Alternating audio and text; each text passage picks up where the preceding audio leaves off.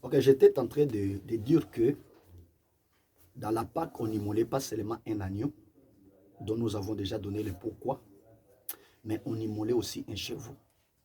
Alors, maintenant,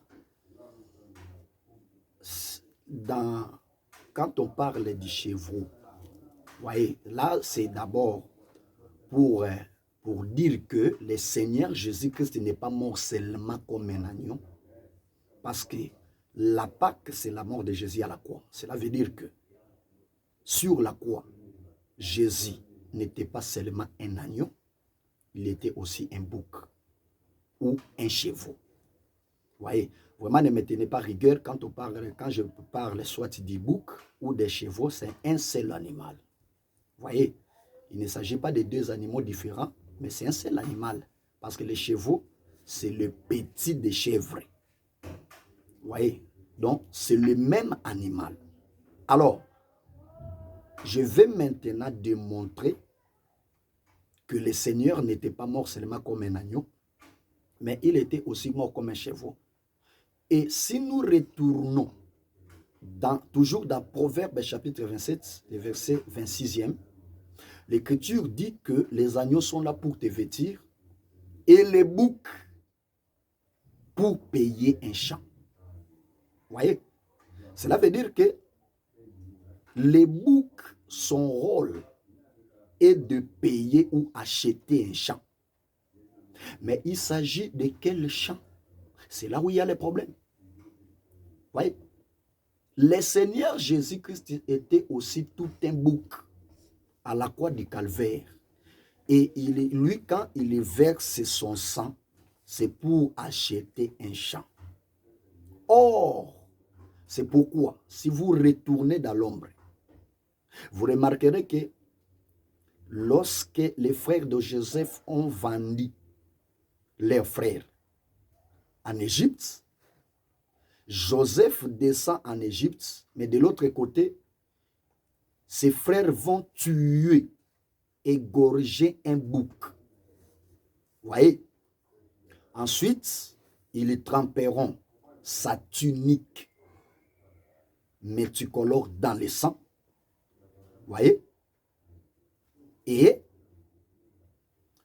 ils vont la présenter à Jacob pour lui dire que regardez, c'est le vêtement de ton fils, une bête féroce l'a tué. C'est une belle image. Vous voyez? Parce que quand Joseph descend, Joseph n'est pas mort, il est vivant. Et si vous le cherchez, il est là-bas en Égypte. Mais ici, on a tué un bouc.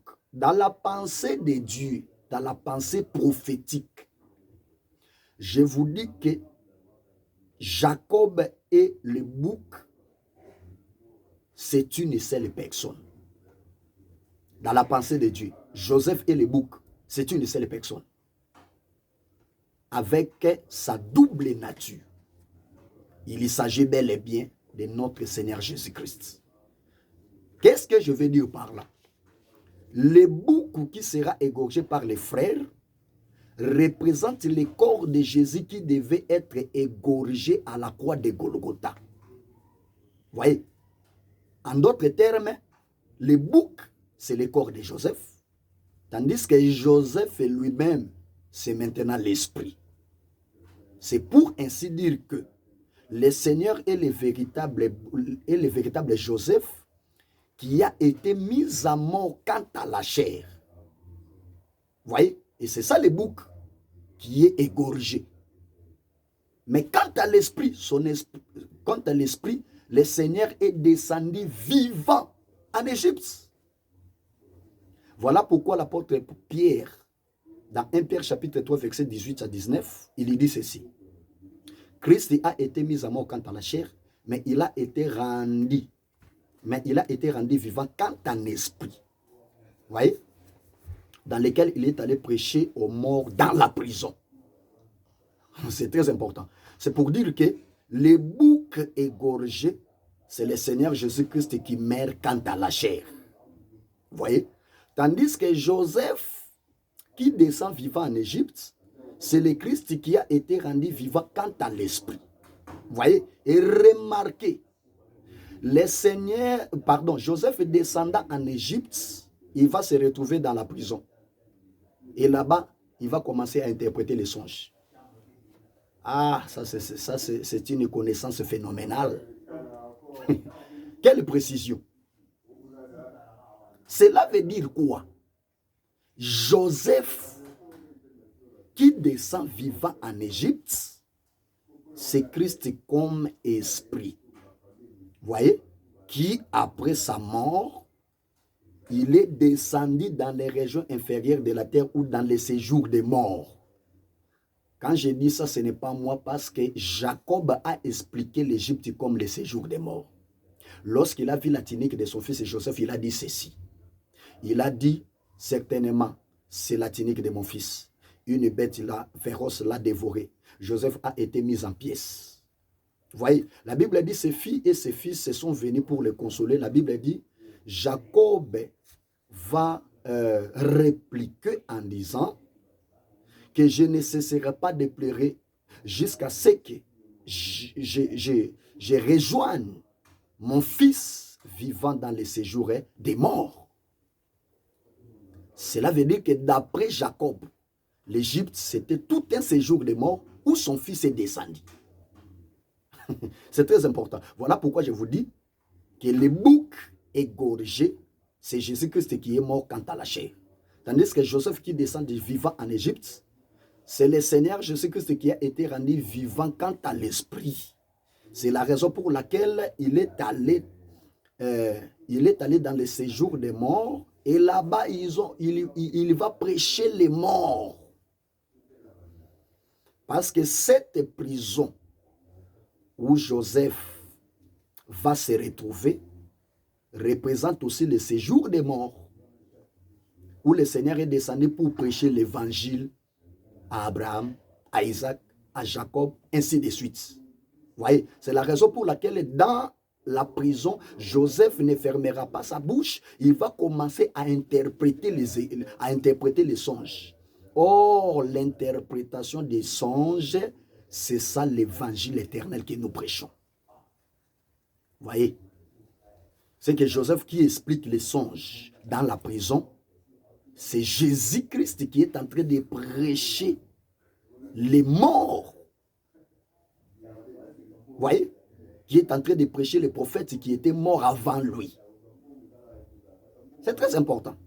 Vous vous souviendrez même du jour de l'expiation. Si vous lisez Lévitique chapitre 16, là-bas vous remarquerez qu'au jour de l'expiation, le grand jour du pardon, appelé en hébreu Yom Kippur, lorsque le souverain sacrificateur faisait cette expiation, que dit la Bible? Le critique dit qu'Aaron devait présenter devant l'Éternel deux boucs, dont l'un sera égorgé et l'autre sera laissé vivant pour Azazel. Ouais. Mais ces deux boucs-là représentent la personne de Jésus-Christ. Je précise, Jésus-Christ. Vous voyez? Parce que Jésus-Christ, c'est la composition des deux boucs. Je vous dis qu'à la croix du calvaire, Jésus-Christ était la composition des deux boucs. Vous voyez? Les boucs, pardon, sur lesquels le sort est tombé et dont le souverain sacrificateur devait égorger, c'est le corps de Jésus-Christ qui a été mis à mort à la croix du calvaire. C'est le corps de Christ qui a été égorgé. Vous voyez? Tandis que l'autre qui sera laissé dans le désert pour Azazel, mais c'est l'esprit. Voilà la raison pour laquelle, pendant qu'on égorgeait les boucs de l'Éternel sur lesquels le sort était tombé, il a dit, Père, je remets mon esprit entre tes mains. Luc chapitre 23, verset 46, si je ne m'abuse pas. Vous voyez, il dit, Père, je remets mon esprit entre tes mains. C'est là où j'ai vite compris que le bouc égorgé, c'est le corps de Jésus qui a été pendu au bois, qui a été crucifié. Vous voyez? Tandis que l'autre bouc qui sera laissé pour Azazel représente maintenant son esprit qui s'est échappé à la mort à la croix du calvaire. C'est très important. Vous voyez? C'est pour dire que le Seigneur est le véritable bouc, c'est-à-dire un chevau qui devait être égorgé pour acheter un champ. Vous voyez? Mais les champs, c'est quoi? 1 Corinthiens chapitre 3, verset 9, l'apôtre Paul nous révèle là-bas que vous êtes les champs de Dieu. Quand on parle du champ, on voit directement le peuple de Dieu, c'est l'Église. Vous voyez? Mais le Seigneur, pour récupérer les champs, il devait verser son sang précieux. Vous voyez? Il devait verser son sang précieux. Lui, en tant que bouc, devait être égorgé pour acheter le sang. C'est la raison pour laquelle, lorsqu'il a été arrêté par les pharisiens, que dit la Bible, Judas Iscariote est allé remettre l'argent avec lequel il a vendu le Seigneur. Mais ces gens ont refusé. Et la Bible dit, ils avaient acheté avec cet argent un champ appelé en hébreu Akelmada, qui signifie les champs du sang. Vous voyez, remarquez, ils ont pris l'argent avec lequel on a vendu Jésus. Et ils ont acheté avec un champ.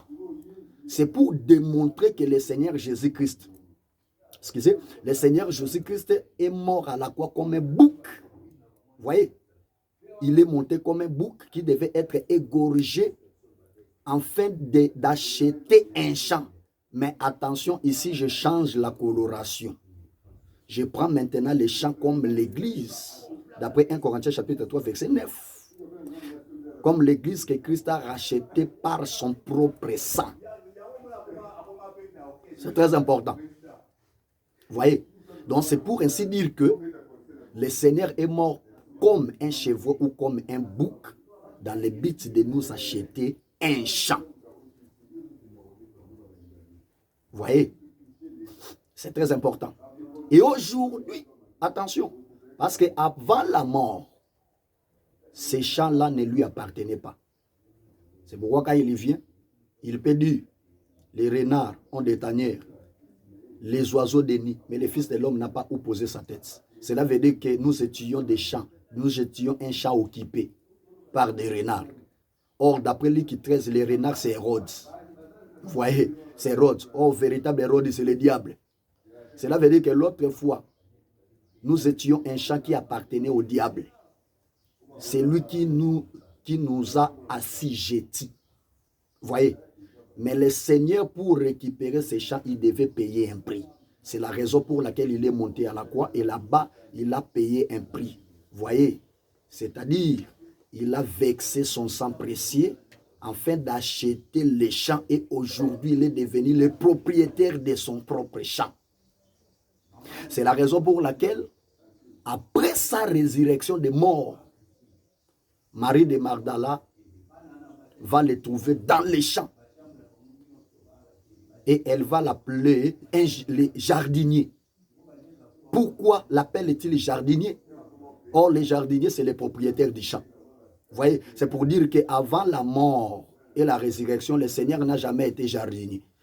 Mais il est devenu jardinier après sa mort. Pourquoi? Parce qu'il vient d'acheter son champ grâce à son sang précieux qu'il a versé à la croix du calvaire. Et aujourd'hui, il est devenu directement le propriétaire de son champ qui est l'Église. Voilà pourquoi dans le livre des Cantiques chapitre 4, verset 12, le critique dit que tu es un jardin fermé, ma sœur, ma fiancée. Vous voyez? Écoutez, on dit que tu es un jardin fermé, ma sœur et ma fiancée. Le jardin fermé, c'est l'Église que Christ a acheté à la croix du calvaire. Vous voyez? Mais avant que le Seigneur puisse mourir, nous étions un champ ouvert. Vous voyez? Nous étions un champ ouvert, c'est-à-dire un peuple délaissé, abandonné. Vous voyez? Mais après la mort et la résurrection, le Seigneur nous a achetés par son propre sang. Et aujourd'hui, nous sommes devenus un champ fermé. Voilà pourquoi aujourd'hui, personne ne peut blaguer avec l'église du Seigneur. Parce que c'est un champ, vous voyez, C'est un champ qui appartient à un homme. C'est très important. Donc nous sommes un jardin fermé. Personne ne peut venir s'approprier de l'église. Parce que c'est un champ fermé. On a vraiment beaucoup à dire. Je crois qu'on va continuer par la grâce de Dieu. Mais nous vous supplions vraiment de vous abonner massivement pour nous encourager. Et vraiment, on aura beaucoup de choses à dire. On aura vraiment beaucoup de choses à dire. Beaucoup de thèmes à exploiter. Veuillez seulement vous abonner massivement pour avoir tous les programmes. Merci beaucoup. Je crois qu'on va continuer par la grâce de Dieu. Que le Seigneur vous bénisse.